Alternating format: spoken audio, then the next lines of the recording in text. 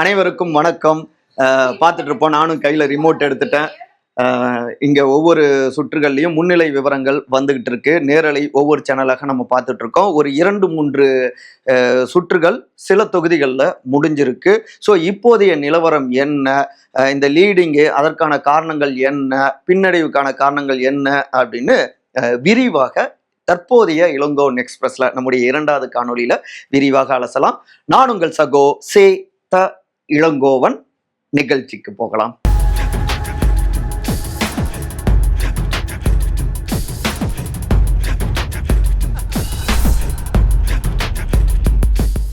இப்ப நம்ம பார்த்த உடனே இங்க செய்தி வந்து திரு அன்பில் மகேஷ் பொய்யாமொழி அவரும் முன்னிலை அப்படின்னு வருது திருவெரும்பூர் தொகுதியில. இதுக்கப்புறம் இதுக்கு முன்னாடி நம்ம பார்த்தோம்னா சென்னையில 16 தொகுதிகள்லையும் திமுக பின்னடைவு, 16 தொகுதிகள்லையும் தாவேகா முன்னிலை பெற்றது அப்படின்னு பார்த்தோம். முதலமைச்சர் திரு மு க ஸ்டாலின், துணை முதலமைச்சர் திரு உதயநிதி ஸ்டாலின் எல்லோருமே பின்னடைவுன்னு பார்த்துட்டு இருந்தோம். முக்கியமா கிட்டத்தட்ட 31 அமைச்சர்கள் அவங்க பெரும்பாலும் பின்னடைவு அப்படிங்கிறத நம்ம பார்த்துட்டு இருந்தோம். ஆனா இப்ப நம்ம பேசிட்டு இருக்கிற இந்த நேரத்துல பார்த்தோம்னா ஒரு 11 மணி நெருங்குறப்ப பார்த்தோம்னா சில தொகுதிகள், அதாவது துணை முதலமைச்சர் திரு உதயநிதி ஸ்டாலின் முன்னிலை அப்படின்னு வருது. திரு வி செந்தில் பாலாஜி அவரு தொடர்ந்து முன்னிலைன்னு இருந்துகிட்டு இருக்காரு. இன்னொரு பக்கம் பார்த்தோம்னா முதலமைச்சர் திரு மு க ஸ்டாலின் அவர் தொடர்ந்து கிட்டத்தட்ட ஒரு 2000 வாக்குகள் வித்தியாசத்துல பின்னடைவை கொளத்தூர் தொகுதியில சந்திச்சிட்டு இருக்காரு அப்படின்னு பார்க்க முடியுது. அதே நேரத்துல இந்த சிஎம் வேட்பாளர்கள் அப்படின்னு பார்த்தோம்னா 4 பேர். திரு விஜய் தன்னுடைய போட்டியிட்ட பெரம்பூர் மற்றும் திருச்சி கிழக்கு தொடர்ந்து அவரு 2-3 சுற்றுகள்லையும் முன்னிலையிலேயே இருந்துட்டு இருக்காரு. திரு எடப்பாடி பழனிசாமி முன்னாள் முதலமைச்சர் அவரு தொடர்ந்து எடப்பாடி தொகுதியில முன்னிலையில இருந்துட்டு இருக்காரு. திரு சீமான் நாம் தமிழர் கட்சியுடைய தலைமை ஒருங்கிணைப்பாளர் காரைக்குடியில பின்னடைவை சந்திச்சுட்டு இருக்காரு பார்க்க முடியுது. இப்ப நம்ம இதுல முக்கியமா பாக்குறது என்னன்னா, இப்ப உதாரணமா சோழவந்தான் எடுத்துப்போமே, இங்க 948 வாக்குகள் வித்தியாசம் விசில் முன்னாடி இருக்கு. ஆனா சரி, அந்த டிஃப்ரென்ஸ் கம்மியா இருக்கு. இப்ப சேடப்பட்டி திரு மணிமாறன் திருமங்கலத்துல முன்னிலை, அவரு வந்து 3000 ஓட்டு, 3800. ஆனா முன்னாள் அமைச்சர் திரு ஆர் பி உதயகுமார் அவருக்கு அடுத்து விசில். 2 பேருக்கு டிஃப்ரென்ஸ் பார்த்தோம்னா ரொம்ப குறைவா இருக்கு. இந்த இடத்துல பாத்தீங்கன்னா திருப்பரங்குன்றத்துல விசில் வந்துட்டு முன்னிலையில இருக்கு. அதே இடத்துல திரு கல்லானை அவரு கிட்டத்தட்ட 4000 வாக்குகள் வித்தியாசத்துல மதுரை வடக்குல முன்னிலையில இருக்காரு. நம்ம ஸ்பாட்டுக்கெல்லாம் போயிட்டு கொஞ்சம் அவங்களுக்கு வாய்ப்பு இருக்கு அப்படின்னு நம்ம அவருடைய பேட்டி எடுத்ததுக்கு அப்புறம் நம்மளுடைய சேனல்லையும் நம்ம பதிவு செஞ்சிருந்தோம். அங்க திரு தளபதி திமுகவுடைய மாசு சிட்டிங் எம்எல்ஏ அவரு வந்து மிக பின்னடைவை சந்திச்சிட்டு இருக்காரு கிட்டத்தட்ட ஒரு 4000 வாக்குகள் வித்தியாசத்துல. ஸோ இந்த தேர்தலை பார்க்குறப்ப இந்த கீழே நம்பர்ஸை நம்ம பார்த்தோம்னாலும் சரி, தாவேகா 106+ வருது, அதிமுக 77+ வருது, திமுக 50 109 அவங்களுக்கு வந்து பார்த்தோம்னா மைனஸ் போன தடவை விட. இப்போ நம்ம வேற ஒரு சேனல் போட்டு பார்ப்போமே. இப்போ நம்ம நியூஸ் 18ல பார்க்கலாம். இப்போ இங்கேயுமே பார்த்தோம்னா இப்போ சேலம் மேற்கு எடுத்துக்கிட்டோம்னா கிட்டத்தட்ட 27,122 வாக்குகளை திரு லட்சுமணன் தாவேகா பெற்று இருக்கிறார். மேட்டூர்லையும் பார்த்தோம்னா மேட்டூர்ல இவங்க அதிமுக, ஓமலூர், சங்ககிரி இங்கெல்லாம் அதிமுக. தெற்குலையும் பார்த்தோம்னா விசில் திரு தமிழன் ஆ பார்த்திபன் மாவட்ட செயலாளர் தாவேகா அவரு கணிசமான கிட்டத்தட்ட 19,000 வாக்குகளுக்கு மேல வாங்கியிருக்காரு. நம்மளே களத்துக்கு போனப்போ நம்ம சொல்லியிருந்தோம், சேலம் மாவட்டத்துல சேலம் தெற்கு, சேலம் மேற்கு ரெண்டுமே வந்து தாவேகா நல்ல லீட்ல வருவாங்க, டிசைடிங் ஃபேக்டரா இருப்பாங்க அப்படின்னு சொல்லியிருந்தோம். இந்த முதல் ஒரு 2-3 தொகுதிகள்லயே, அதாவது சுற்றுலயே அது தெரிஞ்சிருக்கு.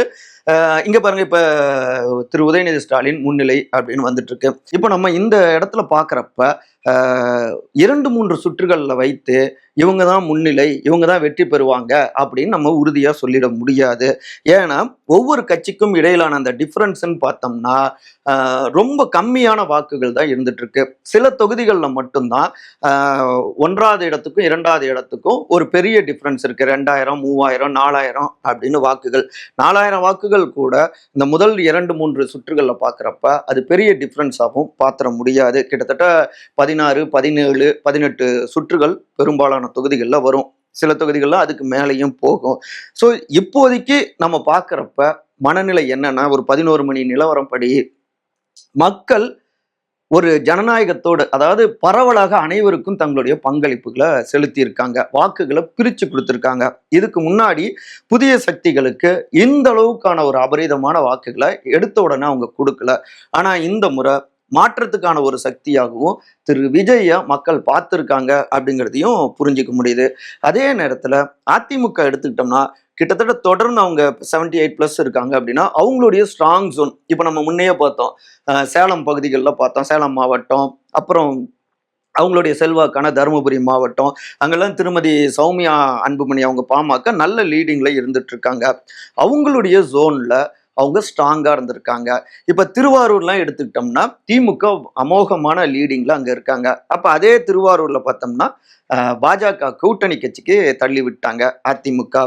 டெல்டா மாவட்டங்கள்ல பெரும்பாலான தொகுதிகளை கூட்டணி கட்சிகளுக்கு தள்ளி விட்டாங்க. அப்ப அதிமுகல திரு எடப்பாடி அவர்கள் ஸ்மார்ட் பிளே பண்ணியிருக்காரு. தங்களுக்கு வெற்றி வாய்ப்பு இருக்காதுங்கிற மாதிரியான தொகுதிகளில் பெருசா கான்சென்ட்ரேட் பண்ணல. கூட்டணிகளுக்கு தள்ளி விட்டாரு. இப்ப பெரம்பூர், சென்னை பெரம்பூர் எடுத்துக்கிட்டோம்னா பாமகவுக்கு கொடுத்திருக்காங்க. அங்க கிட்டத்தட்ட 13,000 வாக்குகள் டிஃபரன்ஸ்ல வந்து திரு விஜய் இருக்காரு. இப்ப பாருங்க, இங்க எடப்பாடியில கிட்டத்தட்ட 10,000க்கும் மேற்பட்ட வாக்குகள் அவரு லீடிங்ல இருக்கார். அப்ப தன்னுடைய ஸ்ட்ராங் ஜோன்ல தங்களுடைய ஸ்ட்ராங்கான வேட்பாளர்களை நிறுத்தியிருக்காங்க. அதிமுகல வீக்கான ஏரியாக்களை கூட்டணிக்கு தள்ளி விட்டுருக்காங்க. இப்ப பெரம்பூர் பாமகவுக்கு போனதாலேயே அங்க பெரிய அவங்களுக்கு வாக்கு வங்கியோ செல்வாக்கோ இல்லை.